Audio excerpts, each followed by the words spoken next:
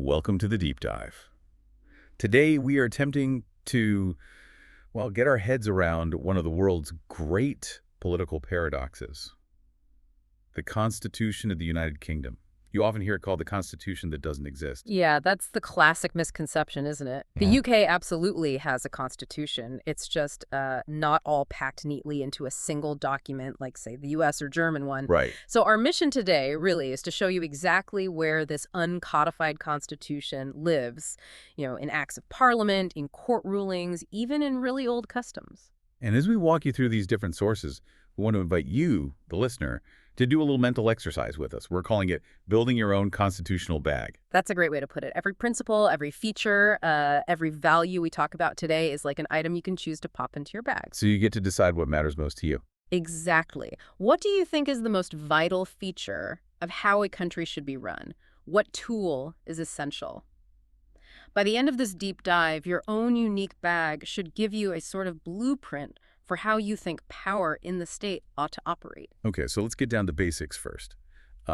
What even is a constitution? I know Lord Bingham had quite a neat definition. He did, yeah. It's quite helpful because it's broad. He basically said whether it's for, I don't know, a local tennis club or a whole nation state, a constitution is essentially the rule book. Because rule book. Yeah, it defines what jobs exist, what powers those jobs have, how people get appointed, and crucially, how they're held accountable. And importantly, how you as a citizen can seek redress if something goes wrong. Okay, that definition is useful because it sort of immediately flags up what makes the UK system different, doesn't it? It really does, because most countries have these codified constitutions. They're often quite rigid, hard to change. The UK system, though, it's known for three really key things that stand out. And the first one is the one we always hear. It is uncodified. Precisely. And actually, we tend to prefer the term uncodified rather than unwritten. Why is that? Because, well, most of it is written down somewhere. It's just scattered across, centuries of different documents, acts, court cases, you name it. It's not in one single place. Okay, so scattered, not non-existent. Exactly. And that leads directly to the second trait, flexibility.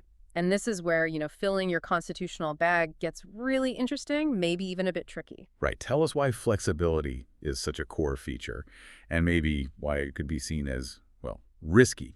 Well, because really fundamental constitutional principles, the stuff that defines how the state actually works, can often be changed just by a simple majority vote in Parliament. Just like any ordinary law. Pretty much, Yeah. yeah, through an ordinary act of Parliament. Now, that is profoundly different from places like the US or France, where you usually need a much higher level of agreement, supermajorities, sometimes referendums, really difficult procedures. So, because it's so flexible, these massive foundational principles could potentially be altered almost overnight by whatever the short-term political mood is. That makes flexibility a pretty hefty, maybe even double-edged item for the bag. It's definitely sharp, yes. And it makes that third characteristic almost inevitable. The UK Constitution is constantly evolving. It wasn't created in a single revolutionary moment like the American or French ones. No Big Bang moment. No, it's just sort of grown over centuries through historical shifts, political struggles, gradual changes, adaptations. It's accumulated history. Okay, let's try and untangle some jargon here. Yeah. Because the sources we looked at are quite specific about what actually counts as constitutional. There's this distinction between sources of law, generally, and sources of the Constitution. Sounds confusing. It can be a bit, yeah. Think of it like this. The whole UK legal system involves, hundreds of thousands of documents, right? Traffic regulations, tax laws, everything. That's all the sources of law. But when we talk specifically about the Constitution, we're zooming in. We're looking only for the really fundamental rules and principles that shape how the state is governed. The big building blocks. Exactly. Things like key constitutional statutes, think of Magna Carta, Bill of Rights, the Human Rights Act. Then there are conventions, these unwritten but powerful political rules, crucial common law principles developed by judges, and even some authoritative works by scholars that everyone kind of accepts. So those are the essential items, the Yeah. ones defining power. Those are the core tools for governance, yeah. The things that allocate power, set limits, define relationships between institutions.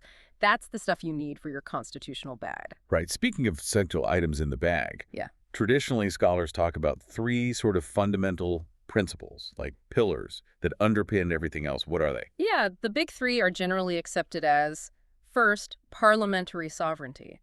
This basically means Parliament is the ultimate source of law in the UK system. Theoretically, its power is unlimited. Unlimited. We'll come back to that, I'm sure. What's the second piece? Second is the rule of law. This is a principle that mainly comes from the common law, from judges' decisions over time. It insists that everyone, including the government itself, has to act according to rules that are clear, public, and predictable. No one's above the law. Okay, makes sense. And a third. The third pillar is the separation of powers. This is the idea, traceable back to Montesquieu, that state power should be divided between different branches. The legislature, making laws, the executive, implementing laws, and the judiciary, interpreting laws, to stop any one part becoming too powerful. Okay, but hang on. If the rule of law demands fairness, predictability, everyone's subject to the law, how does that square with parliamentary sovereignty? The idea that Parliament can theoretically pass any law it wants, even one that might seem totally unfair, doesn't one undermine the other? You've hit on the absolute core tension. That clash, that dynamic struggle between parliamentary sovereignty and the rule of law is right at the heart of the UK Constitution. They're constantly pushing against each other. So how is that tension managed? Often, it's mediated through those conventions we mentioned earlier. Things like the rule that the monarch must appoint the person who can command a majority in the House of Commons as prime minister. That's not written down in law anywhere? Nope. It's an incredibly powerful political rule. Everyone follows it. But you couldn't go to court to enforce it if, say, the king decided he wanted someone else. They exist purely because of long-standing political acceptance and practice. They're norms, not laws in the strict sense. Right. Now let's bring in some critical thinking here. Our sources mention something called the textbook tradition critique. What's that about, and why should someone listening care? Yes, the textbook tradition. It's a really important critique, actually. It points out a major historical bias. For a long time, the most influential books about the UK Constitution, think A.V. Dicey back in the day, were written almost exclusively by English lawyers. And their perspective was very, Anglo-centric, focused on England, really. These influential textbooks, which were supposed to just describe the system, often ended up sort of shaping it. Their interpretation became the accepted norm, sometimes overlooking or downplaying how things worked in Scotland, Wales, or Ireland. Wow. Okay, so you're saying that the way the Constitution was understood, and maybe even how it operated in practice for Scotland, Wales, and Northern Ireland, was heavily influenced, maybe even defined, by lawyers looking at it primarily through an English Westminster lens. That's a really significant bias to acknowledge. Definitely a historical warning label for our bag. It really is, and that bias helps explain something else. Yeah. The inescapable overlap between law and politics in the UK system. Constitutional law is public law, it governs the state, and it's inherently political because the people making the laws, Parliament, are politicians. You can't really separate them. Not easily. You saw this tension play out incredibly dramatically, for instance, during the Brexit process. Remember the Miller cases. The Supreme Court had to step in and make judgments about the precise legal limits of the government's executive power versus Parliament's legislative power regarding triggering Article 50. That was pure constitutional law, but deeply political in context and consequence. Okay, let's shift from the theory and principles to how these historical forces have actually shaped the UK geographically. Yeah. Because the Constitution really does look different depending on where you are in the UK, doesn't it? Absolutely. We often describe the UK as a unitary state, meaning power is theoretically centralized in Westminster. But that idea is hugely challenged now by devolution. Right, the devolved governments in Scotland, Wales, and Northern Ireland. Exactly. Devolution has fundamentally redrawn the map of power. And we all saw this very clearly during the recent pandemic, didn't we? You mean the different lockdown rules? Precisely. The fact that Scotland, Wales, Northern Ireland, and England often had noticeably different rules for COVID-19 lockdowns. That made the impact of devolution really tangible for everyone. It showed, in concrete terms, that the Constitution isn't some uniform thing dictated solely from London anymore. You are genuinely governed differently depending on which nation of the UK you live in. And if we trace the history of how we got to this geographical setup, it takes us back centuries, doesn't it? To England's historical dominance, the Treaty of Union with Scotland in 1707, the complex history with Ireland culminating in the 1801 Act of Union. It's a very long and often contested history, and it leaves us with some really fascinating, almost peculiar constitutional leftovers. None more so, perhaps, than the Judicial Committee of the Privy Council, the JCPC. The JCPC, that sounds Ancient. It is. Its roots go way back to the King's Council in, the 11th century Norman times, and yet it's still a functioning court today. An 11th century court still operating. That's incredible continuity. How does that fit into the 21st century? Well, it's essentially a legacy of the British Empire. For a long time, the JCPC was the final court of appeal for colonies across the globe.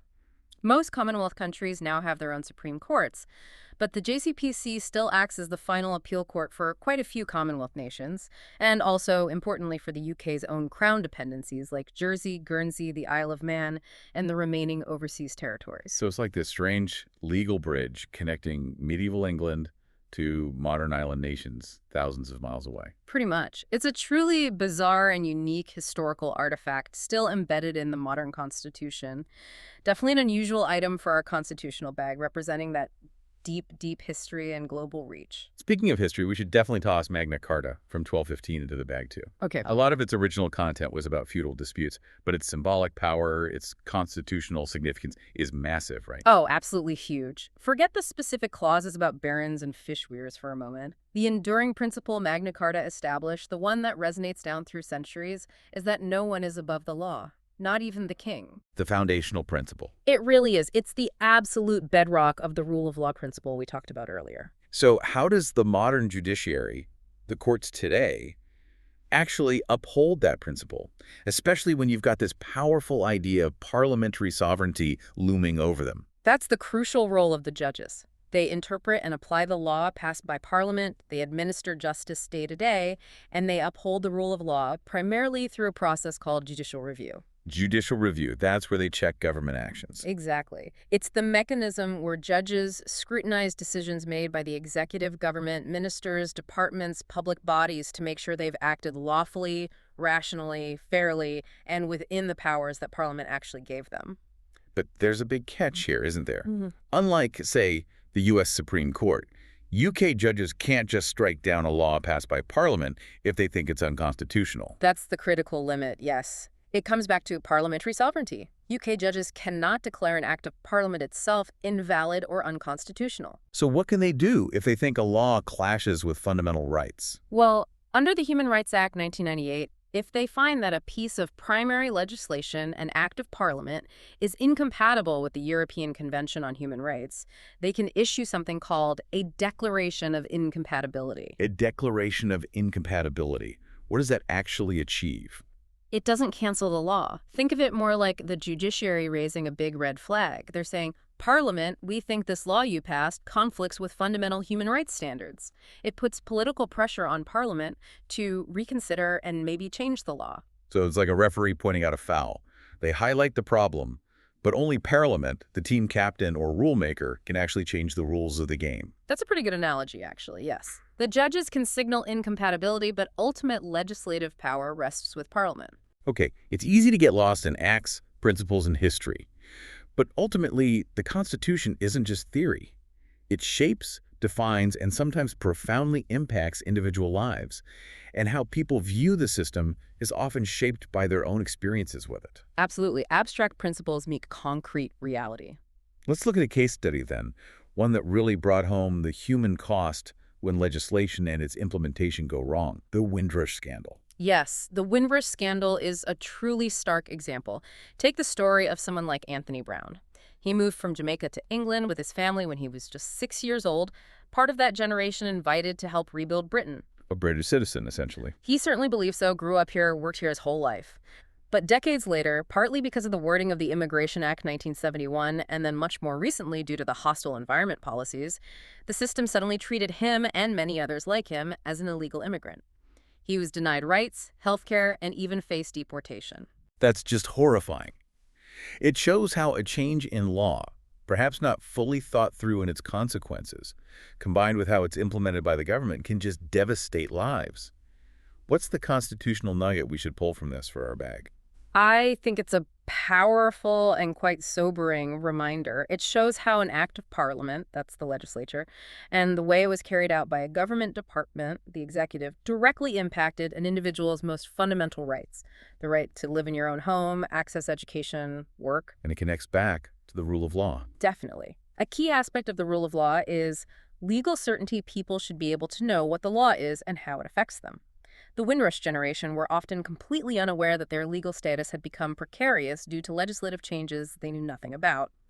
So it starkly illustrates the vulnerability of individual rights in a system dominated by parliamentary sovereignty, where laws can change status retrospectively, almost. But the system isn't always static or detrimental. Sometimes it is challenged, and it's forced to evolve, hopefully for the better. We see that in another story, the story of Gwyneth Bebb from over a century ago. This one shows the common law grappling with discrimination. Yes, Gwyneth Bebb's case is fascinating. Back in 1913, she was highly qualified, top of her class, and wanted to become a solicitor, a lawyer. Okay, seems reasonable. But her application was flatly rejected. Why? Because the courts looked at the relevant law, the Solicitors Act, 1843, and decided that the word person in that act did not include women. Wow. A woman wasn't legally considered a person for the purpose of becoming a lawyer. According to the judges interpreting that specific act at that time, no. It's a really stunning example of how deeply embedded historical biases and discriminatory attitudes can be reflected, even codified, in law and its interpretation through common law. So the system itself was actively blocking her. Absolutely. It was overtly discriminatory based on the prevailing judicial interpretation. However, her legal challenge, even though she lost it in court initially, alongside growing public pressure and the wider women's suffrage movement, eventually forced Parliament's hand. So Parliament passed the Sex Disqualification Removal Act 1919. This act specifically overturned those kinds of legal barriers and stated that sex or marriage should no longer disqualify someone from exercising any public function or from being admitted to any profession. So Parliament stepped in to correct the discriminatory interpretation. Exactly. It shows the dynamic nature of the Constitution. It shows how statutes passed by Parliament and interpretations by the common law can and sometimes must evolve, often in response to social change and campaigning, even when it means overturning centuries of established practice or prejudice. It demonstrates that change, while sometimes slow, is possible. So we've covered a huge amount of ground, from, 11th century courts like the JCPC, right up to very modern, painful crises of human rights like Windrush. We really have. And it's crystal clear, isn't it, that the UK Constitution isn't some neat, tidy document you can just download. It's more like this massive, sprawling, ongoing conversation, sometimes argument across centuries. It really is. It's this complex, sometimes messy mixture of ancient political habits, gradual legal evolution, and really intense modern political pressures. Things like devolution, human rights debates, Brexit's fallout. The history isn't just in the past. It feels like it's still being written right now. Which brings us right back to that idea of the constitutional bag we started with. Mm-hmm. Whether you ended up putting parliamentary sovereignty right at the top, or maybe the rule of law, or perhaps the absolute protection of individual rights was your priority. Your personal selection from everything we've discussed is kind of a snapshot, isn't it? Yeah. A dynamic reflection of what you think good governance should actually look like. Absolutely. And given everything we've said about this system being, well, traditionally unitary, but now heavily devolved, famously flexible, and constantly evolving under all sorts of political pressure, it leaves us with a rather provocative final thought, doesn't it? Go on. Well, thinking about the next decade or so, with all the ongoing pressures from devolution, renewed calls for independence in some parts of the UK, the long shadow of Brexit still shaping things, which fundamental feature of this unique UK constitution do you think is most likely to buckle or perhaps fundamentally transform first? Is it that traditional theoretical principle of unlimited parliamentary sovereignty? Or is it the lived reality of the UK as an increasingly complex, evolving multinational state? Parliamentary sovereignty versus the multinational reality. Which one bends or breaks first? Definitely something for you to mull over as you finish packing your constitutional bag. Thank you for joining us on The Deep Dive.